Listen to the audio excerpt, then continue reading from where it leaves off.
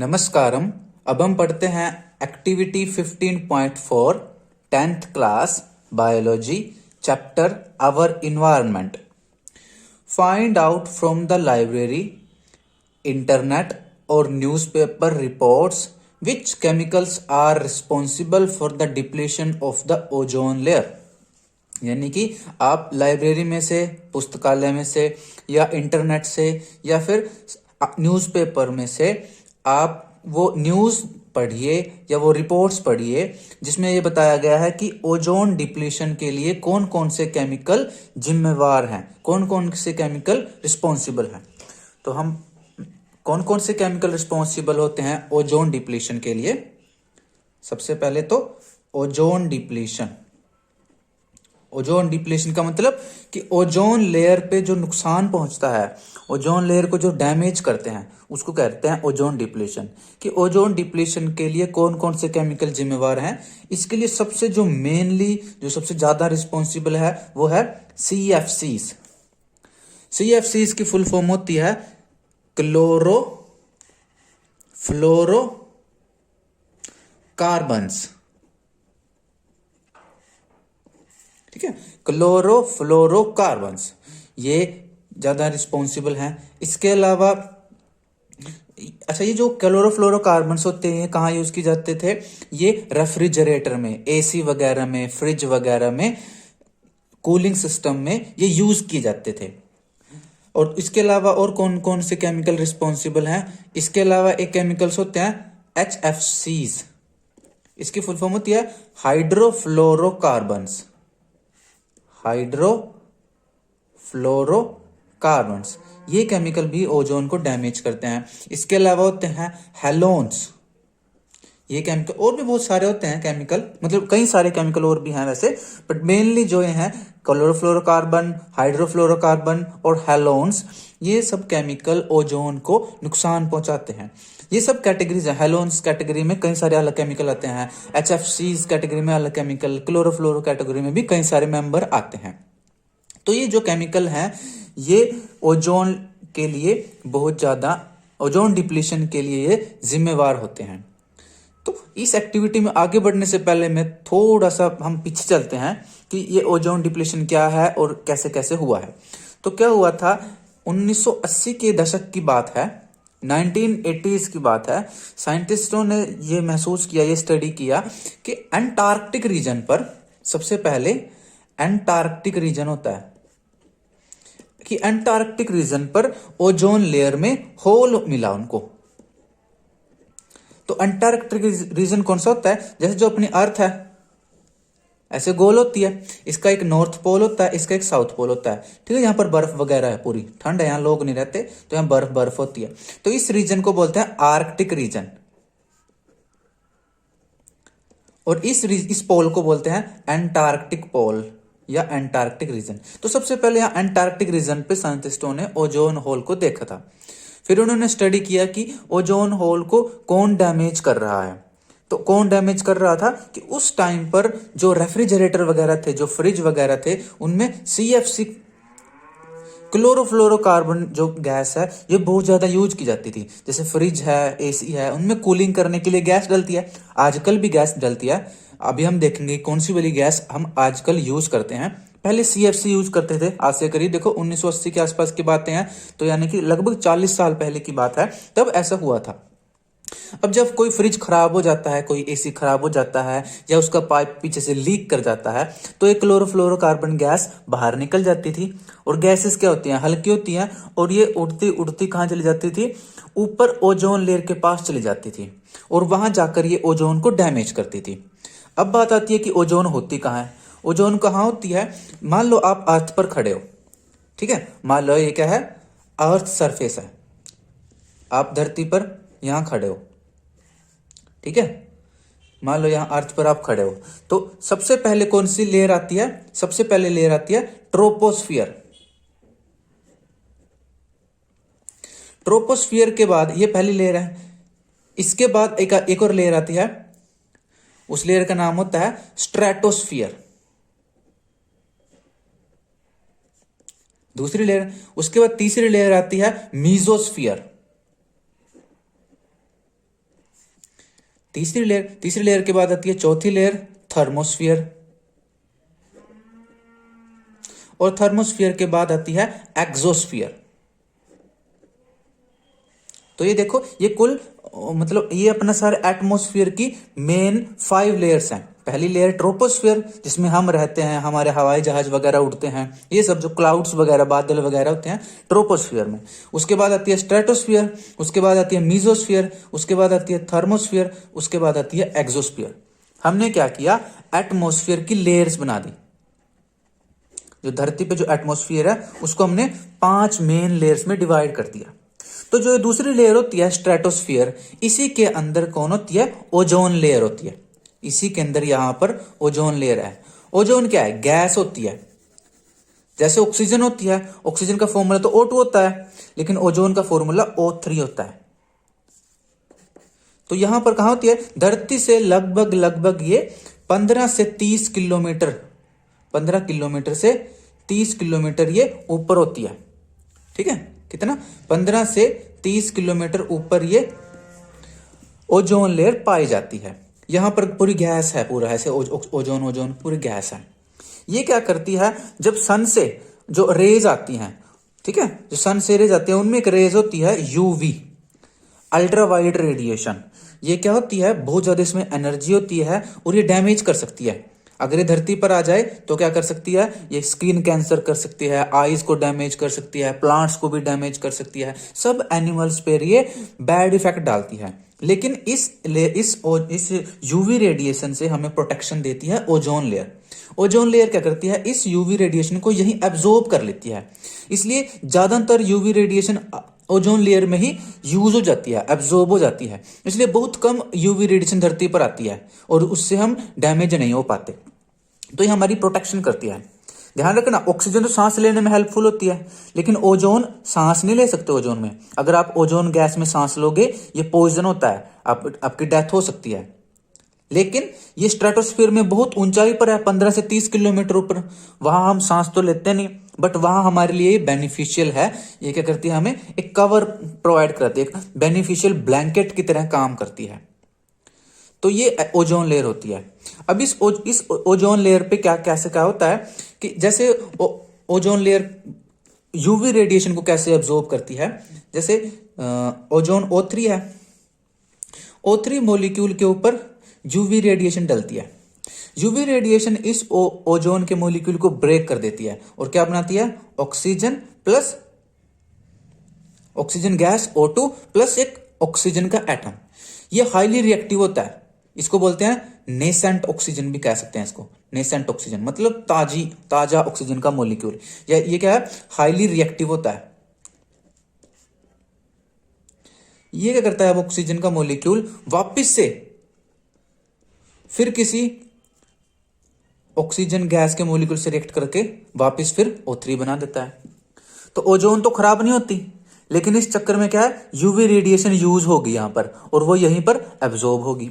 इसके अलावा ये यूवी रेडिएशन क्या करती है, ओजोन ऑक्सीजन के मॉलिक्यूल को ब्रेक कर देती है और क्या बना देती है, nascent oxygen, highly reactive oxygen. अब ये हाईली रिएक्टिव ऑक्सीजन फिर क्या करेगी, फिर किसी ऑक्सीजन के मॉलिक्यूल से रिएक्ट करके फिर ओजोन बना देती है।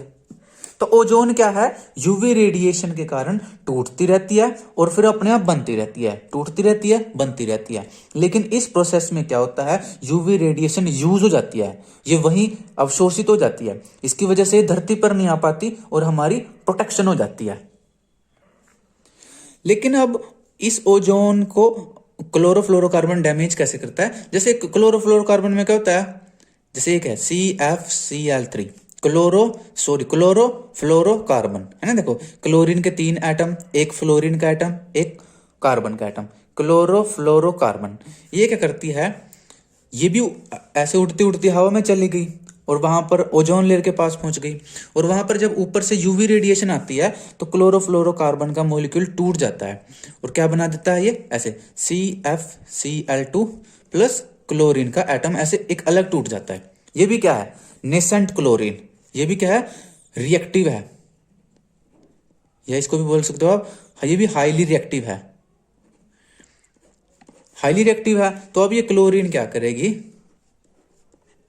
ओजोन मॉलिक्यूल के साथ रिएक्ट कर जाती है और क्या बना देगी, ऐसे एक ओजोन के मॉलिक्यूल को तोड़ देती है, उसको ब्रेक करके एक ऑक्सीजन के साथ कंबाइन हो जाती है और ऑक्सीजन गैस अलग रह जाती है।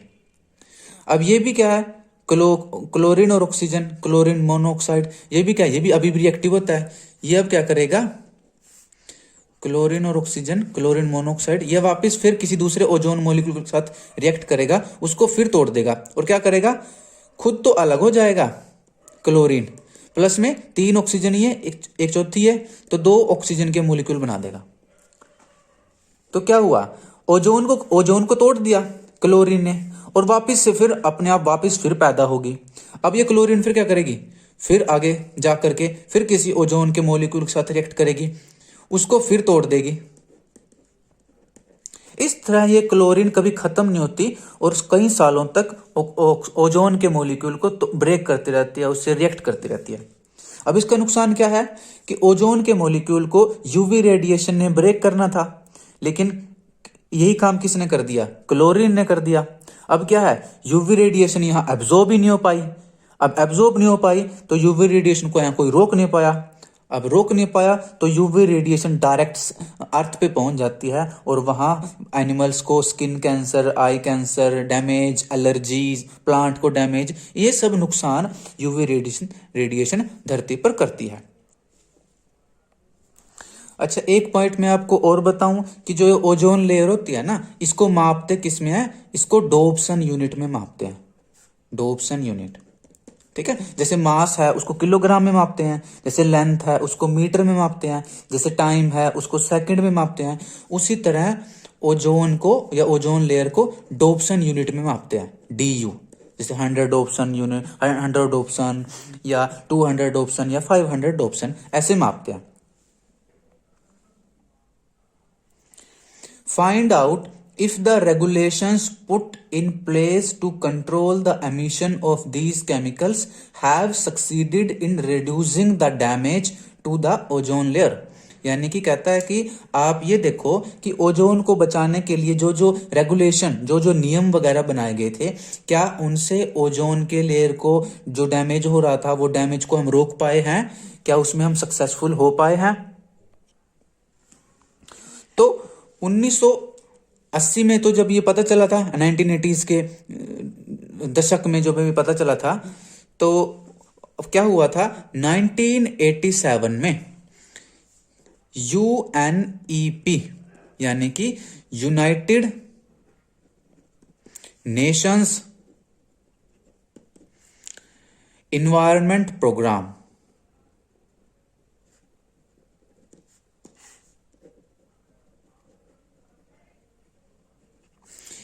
यूएनईपी ने क्या किया था 1987 में, इन्होंने क्या किया, एक एग्रीमेंट किया। ठीक है, एक इंटरनेशनल एक एग्रीमेंट हुआ था जिसमें यह डिसाइड किया गया था कि हम क्या करेंगे, CFC के एमिशन पर रोक लगाएंगे, इसको रोकेंगे ताकि क्लोरोफ्लोरोकार्बन को रोका जाएगा, ताकि ओजोन लेयर को आगे बढ़ने से रोका जा सके और इसकी रिपेयर की जा सके। तो इन्होंने 1987 में क्या किया था, इन्होंने डिसाइड किया था कि 1986 तक, 1986 तक क्लोरोफ्लोरोकार्बन की जो हवा में मात्रा है उतने ही लेवल पर रोक दी जाए, इससे ज्यादा बढ़ने न दी जाए। यानी कि 1987 में UNEP यानी यूनाइटेड नेशंस एनवायरनमेंट प्रोग्राम ने ये एग्रीमेंट किया, इंटरनेशनल एग्रीमेंट किया कि सब देश मिलकर के क्या करेंगे कि हवा में जो एक साल पहले तक 1986 तक क्लोरोफ्लोरोकार्बन की जो लेवल था उस लेवल तक ही क्लोरोफ्लोरोकार्बन को रखेंगे, उससे ज्यादा नहीं जाने देंगे। तो इस और क्या क्या काम किया इन्होंने क्या किया कि अब क्लोरोफ्लोरोकार्बन की बजाय दूसरी गैसेस यूज करने स्टार्ट कर दी। क्लोरोफ्लोरोकार्बन की बजाय अब क्या AC, फ्रिज वगैरह तो यूज करने ही थे, तो क्या किया कि क्लोरोफ्लोरोकार्बन की बजाय दूसरी गैसेस यूज की जा सके जिनसे क्या है कूलिंग हो और हमारा ओजोन पे डैमेज ना किया जा सके। तो जो ओजोन फ्रेंडली गैसेस कौन कौन सी हैं, ओजोन फ्रेंडली गैसेस जिनको हम क्या कर सकते हैं, रेफ्रिजरेटर वगैरह में यूज कर सकते हैं, वो कौन कौन सी गैसेस हैं जो आजकल भी हम यूज कर रहे हैं, कौन कौन सी है। एक है टेट्राफ्लोरोइथेन, टेट्राफ्लोरोइथेन, ये गैस क्या है, ये ओजोन को डैमेज नहीं करती। उसी तरह एक गैस है फ्रेओन, ये भी क्या है, ओजोन फ्रेंडली है, रेफ्रिजरेटर में यूज कर सकते हैं। एक गैस है आइसोब्यूटेन, ये भी क्या है, ओजोन फ्रेंडली है और रेफ्रिजरेशन वगैरह में यूज की जा सकती है। ठीक है, तो अब क्या है, इस तरह कई सारी और गैसेस भी हैं, अगर आप इंटरनेट पे पढ़ोगे या कहीं आपका टीचर पढ़ाएगा तो और भी कई गैसेस हैं जो ओजोन फ्रेंडली हैं और रेफ्रिजरेशन में यूज की जा सकती हैं। लेकिन अब इन सबको हम यूज नहीं करते, अलग अलग जगहों पर अलग अलग देशों में जो जिनकी जो भी जरूरत है, जरूरत के हिसाब से वो कहीं टेट्राफ्लोरोइथेन यूज कर लेते हैं, कहीं फ्रेओन यूज कर लेते हैं, कहीं आइसोब्यूटेन यूज कर लेते हैं, या कहीं कोई चौथी या पांचवी कोई अलग गैस भी यूज कर लेते हैं। हालांकि इन गैसों की भी कुछ साइड इफेक्ट है, कोई ना कोई कमियां हैं। जैसे अगर मैं काम में बताऊं इसकी, जो टेट्राफ्लोरोइथेन है ना, ये ग्रीन हाउस इफेक्ट करती है। ग्रीन हाउस इफेक्ट, आपको पता हो ग्रीन हाउस इफेक्ट क्या है, जिससे टेम्परेचर बढ़ जाता है, ग्लोबल वार्मिंग हो जाती है, उसको ये करती है। हालांकि ओजोन फ्रेंडली तो है, बट इसका एक साइड इफेक्ट है, ये ग्रीन हाउस गैस है। उसी तरह फ्रेओन सही है, फ्रेओन ओजोन फ्रेंडली भी है और ये ग्रीन हाउस गैस भी नहीं है, ये सही है। आइसोब्यूटेन क्या है, ओजोन फ्रेंडली तो है, बट ये क्या है, जल सकती है, ये इनफ्लेमेबल है। यानी कि अगर फ्रिज वगैरह में आप कहीं यूज कर रहे हो तो वहां आग लग गई तो ये धमाका हो सकता है, वो जल जाती है बड़ी जल्दी। तो इसलिए आइसोब्यूटेन को उस हिसाब से हम जहां पर हमें जरूरत होती है उस हिसाब से हम कहीं टेट्राफ्लोरो यूज कर लेते हैं, टेट्राफ्लोरोइथेन, कहीं हम फ्रेओन यूज कर लेते हैं, कहीं हम आइसोब्यूटेन यूज कर लेते हैं।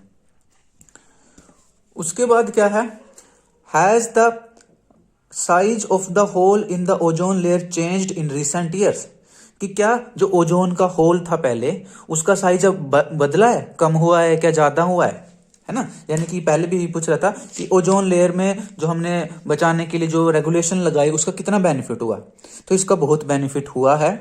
आज के अगर हम समय में देखें, आज के टाइम में देखें तो ओजोन होल जो है काफी छोटा हो गया है, मतलब काफी रिकवर हो गया है। जो 1980s में जो था उसके कंपैरिजन में आज हमने ओजोन को काफी ज्यादा रिपेयर कर लिया है। ओजोन होल जो है अब काफी ज्यादा उसकी डैमेज को हम कम कर चुके हैं। यानी जो ये यूएनईपी में जो एग्रीमेंट हुआ था, जो हमने सीएफसीज के एमिशन पे रोक लगाई, इन सब का बेनिफिट मिला है। और ओजोन लेयर, अब जो ओजोन होल है उसका साइज स्मॉल हो गया है, वो काफी हद तक रिपेयर हो गया है। तो ये थी एक्टिविटी 15.4। नमस्कारम, stay healthy, stay happy, stay joyful, all the best to you.